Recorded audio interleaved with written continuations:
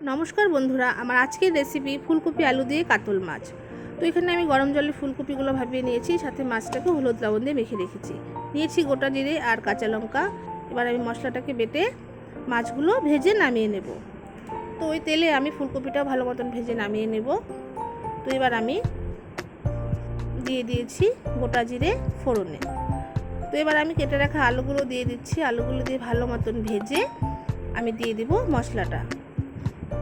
এরপর দিয়ে দিব 1 চামচ হলুদ আর স্বাদ মতো লবণ দিয়ে ভালো করে কষিয়ে আমি দিয়ে দেব জল দিয়ে মোটামুটি 5 মিনিটের জন্য ঢাকা দেব।